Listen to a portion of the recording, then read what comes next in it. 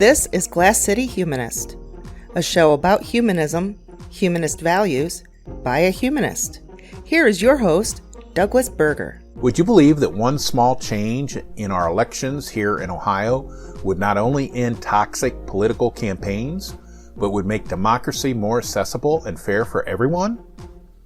We talked to Josie Schreiber, Northwest Ohio Regional Organizer with Rank the Vote Ohio, about ranked choice voting and how it can secure an actual majority vote for winning candidates and eliminate voter apathy. Glass City Humanist is an outreach project of the secular humanists of Western Lake Erie, building community through compassion and reason for a better tomorrow.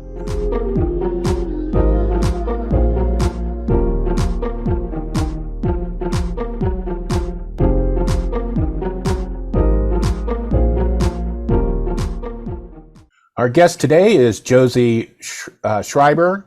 She is the regional organizer for Northwest Ohio for Rank the Vote Ohio. And after spending 6 years as a freelance writer, Josie moved to the world of politics in 2022, working as an organizer during the midterm election season. And before that career change, she was and still is active in various pro-democracy and human rights organizations. And when she isn't working to organize Northwest Ohio, you can find them exploring coffee shops in the area or out on one of the many Metro Park hiking trails. Thank you for being with us today, Josie. Thanks for having me. So let's get to the nitty gritty. What is Rank the Vote Ohio and what's its mission? Sure. So we are a nonpartisan, nonprofit organization, and we are working to improve election integrity by promoting ranked choice voting as an alternative to our current system of plurality. So when I refer to Rank the Vote Ohio as we, I do that because we are primarily a volunteer-run organization. Like all of us are on the ground doing the education and things like that. And we operate with the mission to promote greater choice, a stronger voice, and a representative democracy that works for all of Ohioans everywhere. So we're all throughout the state right now. Okay, and you are the regional organizer for Northwest Ohio. What exactly are your job duties? Sure, yeah. So an organizer at their very core is someone who, works to bring groups of people together under a common cause, right? So my job as the regional organizer with Rank the Vote is to go out and educate, Ohioans in our corner of the state about what ranked choice voting is and how it can help make issues like voter apathy and toxic campaign practices and things like that obsolete. So my primary job is to just go out and tell people who we are and what we stand for. Okay, and you said when we talked before that the Northwest Ohio chapter had just been formed. How's that going so far? Pretty good. So we just had our second chapter meeting last weekend, I believe. And we kind of just hashed out like a game plan on what we will be doing over the next couple of months. And we do have one meeting per month that everybody is welcome to come to, even if you're just new to ranked choice voting, trying to learn what it is. We do encourage everybody to come just to kind of learn. Okay, and what is ranked choice voting? Sure. So ranked choice voting is a simple way to fix the current problems that we have in our political system. And we do this by utilizing something called instant runoffs, which will ensure that a candidate earns a majority vote in order to win. Because right now, a candidate could win with less than 50% of the vote, depending on the race in the system that we have now. So we do this by requiring voters. We require voters to rank their choices in order, first, second, third, and so on. And then after that election is done, everybody's first choice votes are counted up. And then if somebody in that race gets more than 50% of the votes, they win the race and it's all done. But if none of the candidates running win more than 50% of the votes in the first round, that's when an instant runoff will be initiated. So in that situation, the candidate with the fewest number of votes is knocked out of the running. And then anybody who voted for that candidate as their first choice, their vote would then just be automatically transferred to their second choice. And then votes are counted again. And then that process just keeps going until somebody gets more than 50% of the vote. And is this done by hand tabulation or is this done through the computers or? How is that It would be, accomplished? I don't have a 100% answer, but I believe would be through the computer system that we currently have. It would just need to be tweaked a little bit to have that specific ballot on there. And my guess is that that would be more democratic than what we have now. Yeah, definitely. So, I mean, at its very core, democracy is supposed to be run by the people for the people, right? So our current system, I just feel like there's so much animosity between the major parties. It sort of kind of makes a mockery of what democracy is supposed to be. And additionally, a majority isn't even currently required in the system that we have. So, right now, if there's 3 or more people running for one seat for something, that person could potentially win with, 34% of the vote instead of, a majority of 50% plus one. Yeah, But, go ahead. Go sorry, ahead. go on. Yeah. Okay, so with ranked choice voting, the power is given back to the people by giving voters more of a choice, more of a voice. Sorry, my words are getting all kinds of jumbled. So voters will get more of a voice at the polls. So rather than, being forced to choose one candidate from a list of options like we currently do, you can express your voice by ranking each candidate in your order of preference. And while your first choice may not always win, it's also comforting to know that like someone you maybe also agree with on some level could still potentially win that race and represent you better than what you think another candidate could do. Yeah, I was just going to point out that Mike DeWine, the current Ohio governor, when he first ran for attorney general years ago, he only won with like 30% of the vote. Right. I mean, and at our core, we want people's voice to be heard, right? So we are, vehemently for somebody needs to get a majority vote in order to win because that's how we truly represent the people in any area. There was a city close to us, East Point, Michigan. It's a suburb of Detroit. They enacted ranked choice voting as a voting rights lawsuit settlement. But there's been some complaints in Black and brown communities that it doesn't address their needs. Do they have a point? So, I mean, there's no doubt that our current system is definitely broken. And that's why I personally believe, and everybody in our organization believes, that ranked choice voting is a sound alternative. But saying that, I also know that there's no doubt that Black and brown communities have faced disenfranchisement for literally centuries. So that's like a big, big problem that has all kinds of things that need to be fixed, right? And it's been so, ingrained in like Black and brown communities that like their vote doesn't matter. If they try to sit here or try to use their voice, they can't, it won't be successful. Like all of these misconceptions. I mean, it's not even really a misconception because we know that it happens disproportionately in Black and brown communities. But so in a way, I do see their point. But when I hear about this, I do like to bring up the fact that ranked choice voting is actually what allowed Toledo's first Black city councilman, James B. Simmons Jr., to be elected in the 1930s. Okay, and other critics of ranked choice voting claim it doesn't address the biggest issues with elections today, low voter turnout and gerrymandering. What would your response be to that? Yeah, so I mean, to that, honestly, I say on the contrary. So when the power of the voice is given back to the people, wholeheartedly, I believe that low voter turnout will eventually cease to exist because all a person really wants to be is heard.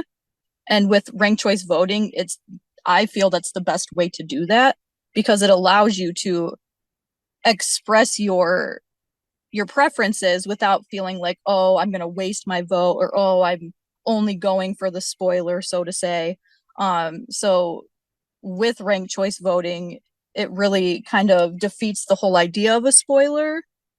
So while you may vote for that third party as your first choice, you're still giving your preference to like the other candidates as well. So it's like, if anything, it's going to make people more in tune to go vote because they're able to express fully what they feel like inside.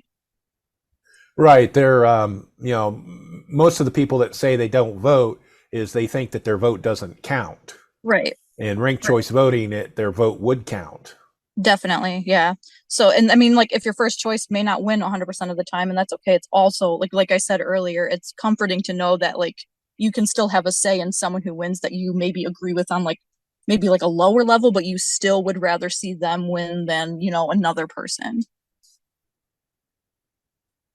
And is ranked choice voting too complicated? Oh, Because not at all. that's been a criticism of it as well, that they Yes, claim it's that's too honestly like complicated. one of the biggest things that I hear when I'm out talking to people.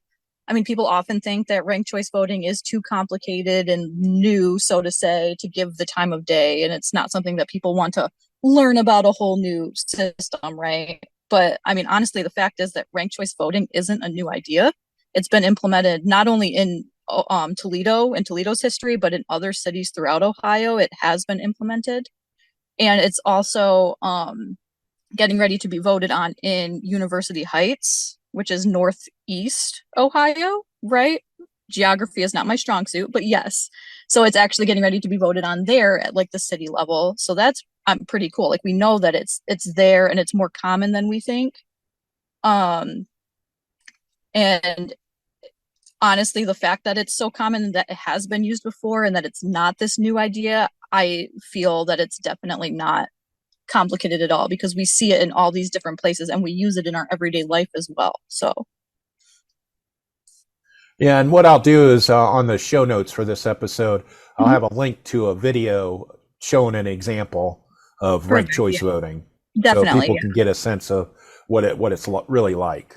For sure. Yeah. Videos are always helpful. Like for me as a person, I feel like visuals are always really helpful when I'm learning something new. So like the videos that I've watched definitely helped me as like a person who was new to ranked choice voting at some point. It helped to kind of see the process like right in front of my eyes, actually. Yeah, and as you mentioned before, Toledo did have Mhm. ranked choice voting from 1935 to 1951, Yep. and there were several cities in Ohio that also had ranked choice voting. Right. And for many of those cases, the reason why we don't have them anymore is basically racism, Yeah. because these African Americans and Hispanic people were gaining seats on council, and the white people were upset, and Right. so and the business people and things like that, because they couldn't control them, and so then they went ahead and got rid of it. But Right. but as you pointed out, it is far more democratic, and it allows better representation for Mhm. all the communities in a city or town. Yeah, and I know I often like when I explain that we've had it before and people will say, "Well, why don't we have it anymore?" I as like a whole, we like to describe it as that ranked choice voting became a victim of its own success because we were seeing more, diversity and representation. We were seeing more representation of the actual people, right, that live in whatever area that they were electing their officials in. And it was so successful that like the big party leaders and local organizations, actually like the KKK, didn't like that minority groups were gaining that representation. And then they fought really hard to get rid of it as a result. Now, Rank the Vote Ohio is going the Ohio constitutional amendment route, Mhm. with the legislature trying to get a proposed change to a 60% passing threshold for amendments. I would assume that your group opposes that change. Definitely, vehemently so, actually. We're very much like, as we're educating people right now, we're also saying, like, vote no on August 8th, because even in general, like, people don't normally think, like, oh, there's an election in August, right? And this is like the only thing that's going to be voted on, right? So it's not something that's on people's radars. So we're just trying to make it very clear that, like, on August 8th, there is an election and you should vote no, because the process for even getting a citizen led ballot initiative is already hard, and the fact that they're trying to increase it to 60% instead of what it is now, it not only makes it an already hard process even harder, but it actually takes that power away from the people. And again, that's something that's like the actual opposite of what we are working for. And like as a pro democracy organization, we wouldn't ever support something that's actively taking that power away. Now, has the group received any endorsements for your efforts from other groups in the state? Yes, definitely. So actually, this past weekend, the League of Women Voters did just vote to officially endorse Rank the Vote Ohio, and we do have other endorsements that have come through already from different like third parties like the Forward Party, the Green Party, different things like that. on our website, we have like a whole list of everybody who has endorsed us so far. And where in the process currently is the ranked choice voting effort? Sure. So as of right now, at this time, we're essentially running like an educational campaign. So we're getting out on the ground, we're letting people know who we are, what ranked choice voting is, and we're actively working to increase like our supporter network of volunteers and donors and just supporters in general, so that we can stay on track to launch a ballot initiative in 2024. Our big focus right now is not only on educating people about what ranked choice voting is, but again, to also encourage people to vote no in August, because the outcome of the August election is really going to help us see where we're at in terms of getting a ballot initiative on next year. Because if this ends up passing, fingers crossed, obviously that it doesn't, it's going to make that process even harder for us. So we've got to it's kind of like a wait and see game, but also going out and still educating people and getting that supporter list up as well. Yeah, it takes hundreds of thousands of signatures anyway, and Right. thousands of dollars to pay people to collect very signatures. Expensive, and it's very time consuming already, and this would just make it all the more harder to get citizen-led, actual voter-led things on ballots and passed, so that way the voters' voices are actually being heard. Right, and then it's also telling that this proposed amendment doesn't affect amendments proposed by the legislature. Only citizen-initiated ones. Only on the citizens, right. Exactly. Okay, if someone listening wants to get involved, either to volunteer or sign a petition, what should they do? If somebody wants to get involved, the best way to do that is to go over to our Rank the Vote Ohio website, which is rankthevoteohio.org/petition. And there you'll be able to sign the online petition, which will add you to our email list. And that's where you'll be able to learn more about, who we are, what sort of events we have going on. And if you're worried about spam, you don't need to worry, because we only really send out emails when we have big news, like big endorsements that happen, throughout the process, or when we have important events coming up, like our statewide event that we have every month, or chapter specific events, like when we have canvases or chapter meetings or things like that, is when you'll get an email. And you said that the chapter meets once a month? Yes. What you're planning to? Yep. And we have our plan right now. I don't have my planner in front of me, but I can give you a specific date for sure in an email later. But I want to say, okay, I'm like 90% sure we have July 8th nailed down. It's a Saturday, I believe. And do you have a location for that already? Or? Yeah. So it's the Heather Downs Library in South Toledo. Okay. All right. And is there anything else you would like people to know about Rank the Vote Ohio or ranked choice voting that you want to restate or mention that we haven't talked about? Sure. Yeah. So in regards to when you asked how Rank the Vote Ohio, ranked choice voting in general is, so in regards to when you asked if ranked choice voting is more democratic than what we have now, I love this question, because my primary reason for getting involved with Rank the Vote Ohio in the first place was, just the volume of voter apathy that I've come across organizing over the last few years. And I like to tell people that I've been pro-democracy since birth, because I can't remember, a single time in my 27 years of existence that I haven't spoken up about something that strikes me as unfair. And it's my hope that by going out and educating Northwest Ohio about RCV, ranked choice voting, and how it can positively affect our area, that voter apathy that I see so much of will eventually no longer exist. And I'd also just like to encourage anyone, honestly, who is even just a little bit curious about ranked choice voting, to just go to our website and kind of look around a little bit to see what we're all about, because we don't care where you land on the political spectrum. If all you care about is fair elections and letting your voice be heard, honestly, you're our people. Yeah, and that's an important point to make. Is it's not a liberal or conservative thing when you want to support fair elections. Right. Like, all we care about is letting voters' voices be heard, just what democracy is supposed to be. So if you care about that at all, that's honestly, come to us and we'll take you. Okay, Josie, I really appreciate you stopping by today and talking with us, and good luck in your future endeavors. Awesome. Thank you so much for having me. Thank you for listening.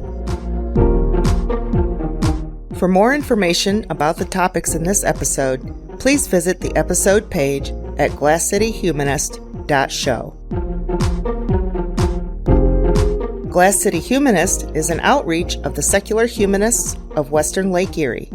Showley can be reached at humanistswle.org. Glass City Humanist is hosted, written, and produced by Douglas Berger, and he's solely responsible for the content.